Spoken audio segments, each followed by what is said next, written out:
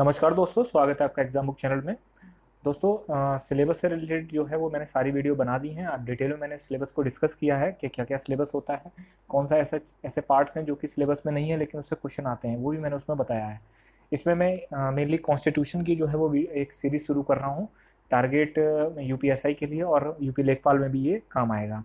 तो इस वीडियो में मैं प्रेम्बल से शुरू कर रहा हूँ, क्योंकि प्रेम्बल जो है, प्रस्तावना जो है, वो आपका संविधान की शुरुआत ही प्रस्तावना से होती है। तो जितने भी क्वेश्चन होंगे इस टॉपिक से, वो सारे के सारे आपको इस वीडियो को देखने के बाद आपके सॉल्व हो जाएंगे। तो दोस्तों शुरू करते हैं। देखिए, पहला जो आपका शुरुआत होती है प्रेम्बल से होती है। प्रेम्बल का क्या मतलब होता है? देखिए, जैसे आप किसी भी, अगर आप जैसे ऐसे समझिए कि जैसे कोई बुक पढ़ते हैं आप, ठीक है, उस बुक का जब आप खोलते हैं तो उसके बाद प्रस्तावना करके एक टॉपिक होता है। प्रस्तावना करके होता है ना, जो कि जिसपे कि 2-3 पेज उसमें लिखे हुए होते हैं।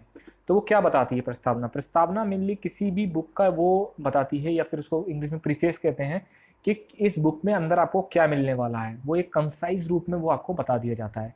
इसी तरीके से प्रस्तावना क्या है? प्रस्तावना संविधान में क्या क्या आएगा, क्या क्या चीज़ें दी गई हैं, उसका एक छोटा फॉर्म जो है प्रस्तावना में जो है वो दे रखा होता है।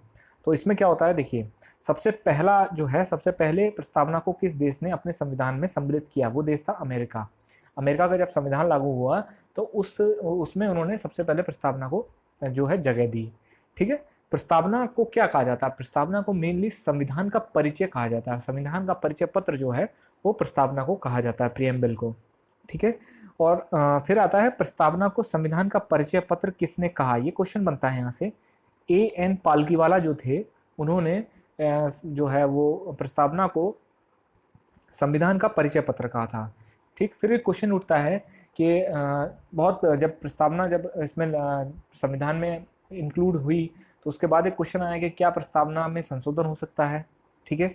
तो हाँ, प्रस्तावना में संशोधन हो सकता है। कितनी बार संशोधन हुआ है? जो मैं आपको बातें बता रहा हूँ वो क्वेश्चन आ सकते हैं, इसलिए बहुत ध्यान से समझिएगा। ठीक है। प्रस्तावना में कितनी बार संशोधन हुआ है? तो प्रस्तावना में एक बार संशोधन हुआ है। प्रस्तावना में कब संशोधन हुआ है? तो 42वां संविधान संशोधन, 42th कॉन्स्टिट्यूशनल अमेंडमेंट 1976 में संशोधन किया गया था। एक ही बार हुआ, उसके बाद संशोधन नहीं हुआ, अमेंडमेंट नहीं हुआ। और उस अमेंडमेंट में क्या डाला गया संविधान में? संविधान की जो प्रस्तावना थी उसमें 3 शब्द डाले गए: समाजवादी, सोशलिस्ट, धर्मनिरपेक्ष, ठीक है, सेकुलरिस्ट और अखंडता। ठीक है। ये आपके जो है 3 वर्ड उसमें इंक्लूड करे गए।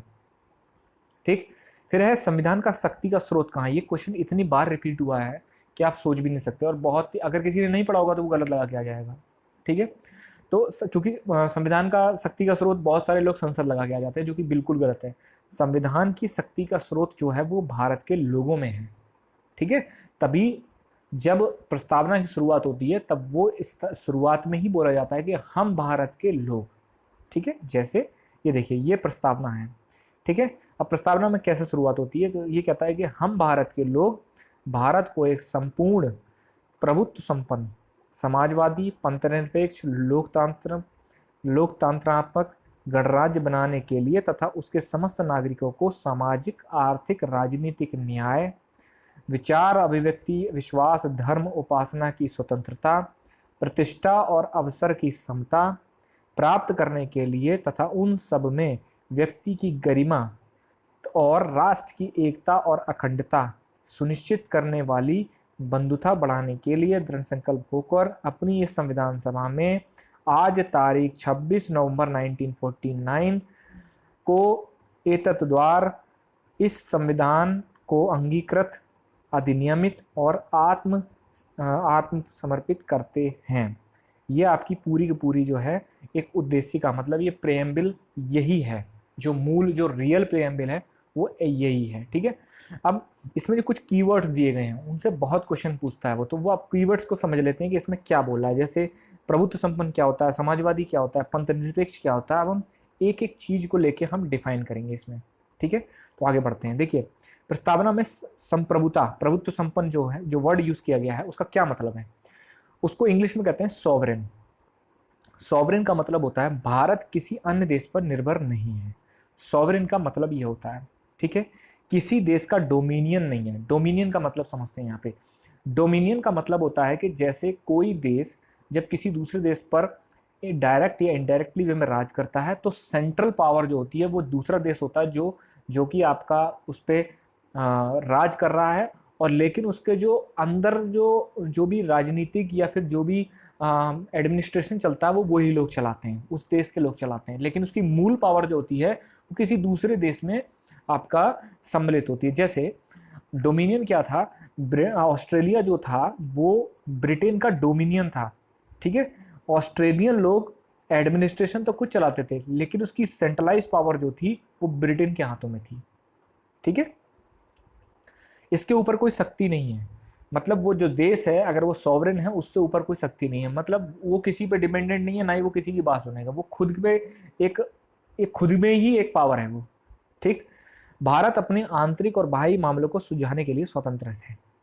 ये जो पूरी चीजें हैं इसे ही सॉवरेन पावर बोला जाता है।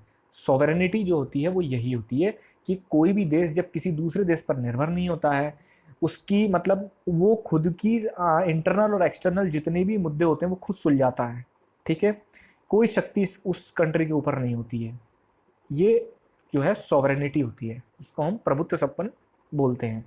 फिर नेक्स्ट वर्ड जो है वो है समाजवाद, ठीक है।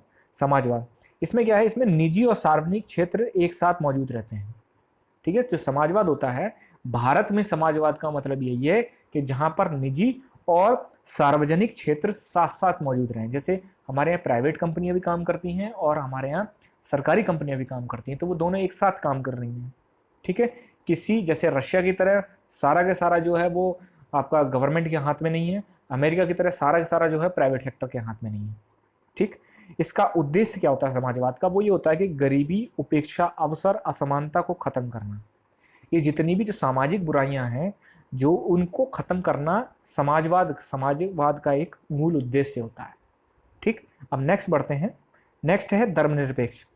धर्मनिरपेक्ष का क्या मतलब होता है, इस शब्द को 42वें संविधान संशोधन 1974 में जोड़ा गया। जो प्रस्तावना थी उसमें 1974 में 42वें संविधान संशोधन से जोड़ा गया था। इसका क्या मतलब होता है, इसका मतलब होता है कि राज्य का कोई धर्म नहीं होगा, और देखिए जब मैं राज्य बोलूँ ना यहाँ पे तो कंट्री समझ लेना, क्योंकि संविधान में हमारे किसी एक कंट्री को राज्य के थ्रू उसको बोला गया है, ठीक है। जब मैं राज्य बोलूँ तो कोई स्टेट मत समझ लेना, यूपी, मध्य प्रदेश ऐसे मत समझ। जब मैं राज्य बोलूँ तो इसका मतलब होल इंडिया, ठीक है। वो राज्य का कोई धर्म नहीं होगा। दूसरा, राज्य जो है वो सभी धर्मों, उसके सामने सभी धर्म समान होंगे, और सरकार जो है वो समान रूप से ही समर्थन करेगा। अब एग्जाम्पल से समझिए, राज्य का कोई धर्म नहीं होगा। पाकिस्तान जब अपने आगे लिखता है तो ये लिखता है कि इस्लामिक स्टेट ऑफ पाकिस्तान, मतलब पाकिस्तान का एक धर्म है, ठीक है। पाकिस्तान एक कंट्री का एक धर्म है, वहां पर जो चीजें चलती हैं वो धार्मिक रूप से ही चलती हैं, ठीक है। लेकिन इंडिया का कोई धर्म नहीं है, क्योंकि इंडिया एक सेकुलर स्टेट है, ठीक है, धर्मनिरपेक्ष राज्य है, तो इसीलिए इंडिया कोई धर्म नहीं है। दूसरा, इंडिया क्या है, इंडिया के सामने जब कोई सेंट्रल गवर्नमेंट है या स्टेट गवर्नमेंट, कोई भी मतलब सरकारी विभाग है, उसके सामने सारे ही धर्म समान हैं। हिंदू, मुस्लिम, क्रिश्चियनिटी, जितने भी धर्म मौजूद हैं वो सब समान हैं, और जब वो समर्थन करने पे आती है तब वो सरकार सबको बराबर समर्थन करती है, ठीक है। किसी एक धर्म को ज़्यादा समर्थन नहीं करती है, वो बराबर समर्थन करती है, लेकिन स्टेट का कोई धर्म नहीं होता है, ठीक है। अब आगे बढ़ते हैं। लोकतंत्र। लोकतंत्र का क्या मतलब होता है, लोकतंत्र का मतलब होता है, सिंपल शब्द में लोकतंत्र का मतलब होता है कि सर्वोच्च शक्ति जनता के हाथों में होती है, ठीक है। हाईएस्ट पावर जो होती है वो जनता के हाथों में होती है। कैसे, समझिए। हम लोग क्यों कहते हैं कि ठीक है चलो यार अभी तो 2-3 साल और रहेंगे चुनाव के, चुनाव में तुम्हें बताया जाएगा, ठीक है। क्यों, चुनाव में तो किसी का वो है नहीं, वो वहां तो जनता ही डिसाइड करेगी कि किसको आना है पावर में। इसीलिए वी आर डेमोक्रेटिक कंट्री, क्योंकि हमारे यहाँ पावर जो है वो जनता के हाथों में है, ठीक है। आपका फिर आता है गणतंत्र। अब जैसे डेमोक्रेटिक कंट्री कौन नहीं है, चाइना, क्योंकि वहाँ चुनाव नहीं होते हैं, सिंगल पार्टी सिस्टम है, सब कुछ गवर्नमेंट कंट्रोल्ड है, इसलिए वो डेमोक्रेटिक कंट्री नहीं है। गणतंत्र, गणतंत्र मतलब होता है रिपब्लिक। रिपब्लिक का मतलब होता है जो स्टेट का जो मुखिया होता है, राज्य का मुखिया हमेशा डायरेक्ट या इनडायरेक्ट रूप से ही चुनकर आता है। मतलब राज्य का मुखिया जो होगा वो प्रत्यक्ष या अप्रत्यक्ष रूप से चुनकर आएगा, जैसे अमेरिका और भारत। अब अमेरिका और भारत में बहुत अंतर है। जैसे अमेरिका में राष्ट्रपति प्रत्यक्ष रूप से चुन के आता है, ठीक है, और हमारे यहाँ राष्ट्रपति अप्रत्यक्ष रूप से चुन के आता है, क्योंकि हमारे यहाँ हम लोग राष्ट्रपति के लिए वोट नहीं करते हैं, हम लोग प्रधानमंत्री के लिए आपका जो है वो वोट करते हैं, ठीक है। हम लोग राष्ट्रपति को डायरेक्ट नहीं चुनते हैं, हम लोग लोकसभा के चुनावों के लिए वोट डालते हैं, ठीक है। तो ये हो गया, मतलब अमेरिका में राष्ट्रपति का चुनाव प्रत्यक्ष रूप से होता है और हमारे यहाँ राष्ट्रपति अप्रत्यक्ष रूप से होता है, क्योंकि हमारे यहाँ राष्ट्रपति जो होता है वो एक डमी टाइप का होता है, वो सिर्फ और सिर्फ दिखाने के लिए होता है कि हाँ ये राष्ट्रपति हैं, प्रदेश राज्य के, वो हमारे राष्ट्र के अध्यक्ष हैं, लेकिन जो पावर होती है वो प्रधानमंत्री के हाथों में होती है। आगे चलते हैं, फिर है जस्टिस, न्याय। न्याय में क्या है, सामाजिक आर्थिक राजनीतिक न्याय, ठीक है। सामाजिक आर्थिक राजनीतिक न्याय जो होते हैं वो प्रेम्बल में बताया गया कि ये संविधान जो है ये सभी को आपका गरीबी भुखमरी दूर करेगा, ठीक है। आर्थिक रूप से मतलब जितने भी संसाधन हैं उनको किसी जगह सेंट्रलाइज नहीं होने देगा, बांटा के राज्य का ये कर्तव्य होगा कि वो एक जगह सेंट्रलाइज जो है संसाधन किसी एक के हाथ में ना होने दें, ठीक। और राजनीतिक जो है आपको मूल अधिकार दिए गए हैं कि सभी को जो है आपका बोलने की स्वतंत्रता, चलने की स्वतंत्रता, ये सारी स्वतंत्रता जो है वो आपका राजनीतिक आपके उसमें होती हैं। फिर है स्वतंत्रता, लिबर्टी, लोगों की गतिविधियों पर किसी प्रकार की रोक नहीं चाहिए, कोई रोक नहीं, व्यक्ति के विकास के लिए अवसर प्रदान करना। अब यहाँ पर यह है लोगों की गतिविधि पर किसी प्रकार की रोक नहीं चाहिए, इसका मतलब ये मत समझ लेना कि हमें सब कुछ करने की स्वतंत्रता है।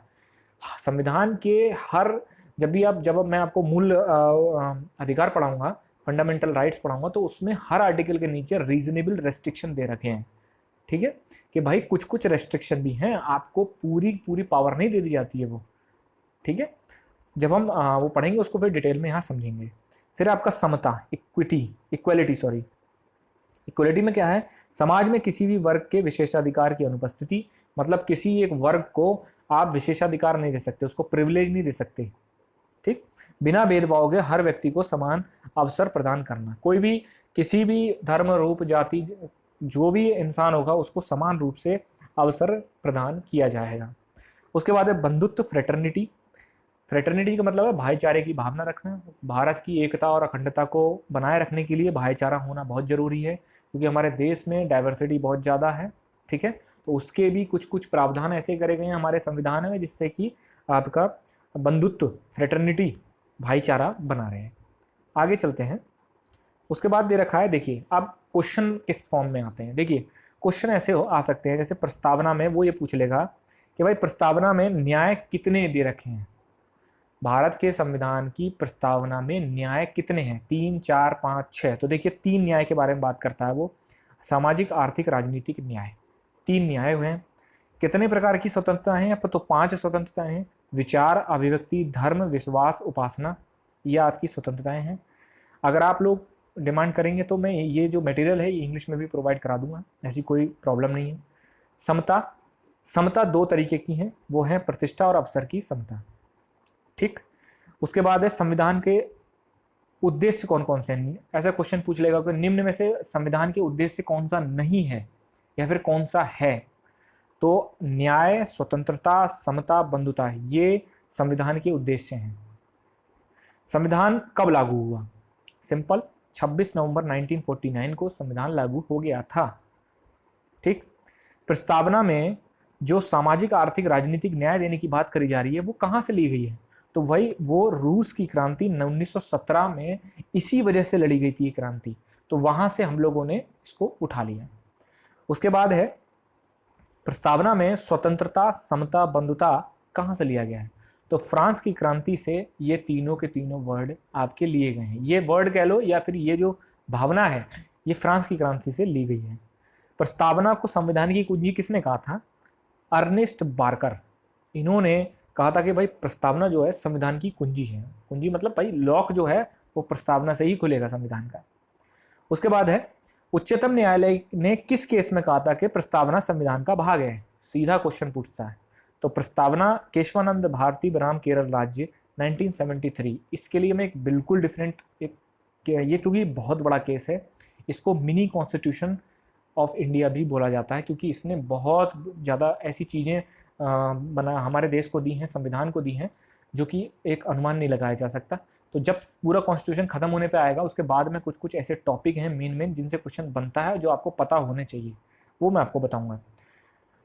आगे है प्रस्तावना ना तो विधायिका मतलब लेजिस्लेशन, मतलब जहां पर कानून बनाए जाते हैं, जैसे संसद और राज्यों में विधानसभा की शक्ति का स्रोत है, ना ही शक्तियों पर प्रतिबंध लगाने वाला है। मतलब प्रस्तावना जो है वो लेजिस्लेटिव पावर के सोर्स नहीं है, और ना ही प्रस्तावना प्रेम्बिल जो है वो संसद या जो विधानसभा की जो शक्तियां हैं कानून बनाने की, उन पर कोई प्रतिबंध नहीं लगा सकता। ठीक, यह गैर न्यायिक है। आप गैर न्यायिक को समझ लिए, होता क्या गैर न्यायिक का मतलब यह है कि प्रस्तावना में दी गई चीजें अगर सरकार पूरी नहीं कर पाती है तो आप उसको कोर्ट में चैलेंज नहीं कर सकते। जो भी प्रस्तावना में चीजें दे रखी हैं, जितने भी तरीके के न्याय दे रखे हैं, जो भी स्वतंत्रता दे रखी है, अगर वो पूरी नहीं कर पाती है सरकार, तो आप इस बेस पे आप जो है कोर्ट नहीं जा सकते कि देखिए सरकार जो हमें ये नहीं प्रोवाइड करा रही है, क्योंकि प्रेम्बल में तो ये लिखा है। ये गैर न्यायिक है। सरकार की के ऊपर है कि उसके पास संसाधन होंगे, उसके पास सहूलियत होगी तो वो करवाएगी, अदरवाइज नहीं करवाएगी। ठीक, न्यायिक भी हैं कौन कौन सी चीजें, वो मैं आगे बताऊंगा।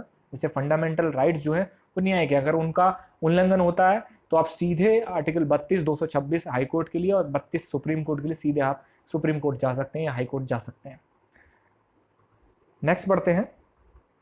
देखिए मेनली जो है इतना ही आपका प्रेम्बिल में जो है जो चीज़ें मैंने आपको बता दी हैं, इनको आप अच्छे से पढ़िए, कई बार पढ़िए इस चीज़ को। इसीलिए मैं हर दूसरे दिन में 2 दिन या 3 दिन में मैं एक वीडियो डालूंगा। अभी आपके पास टाइम है, अगर आप अभी पढ़ लेते हैं तो समझ लीजिए कि आपका सिलेक्शन कोई नहीं रोक सकता। संविधान से कम 15 से 20 क्वेश्चन बनते हैं, इस चीज़ को अपने दिमाग में रख के ले चलना। ठीक, किसी भी तरीके की क्वेरी हो, कोई भी क्वेरी हो, आप कमेंट बॉक्स में डालिए, मैं कोशिश करूँगा जल्दी से जल्दी उसको सॉल्व करने की। और नेक्स्ट वीडियो में हम लोग मिलते हैं। Thank you.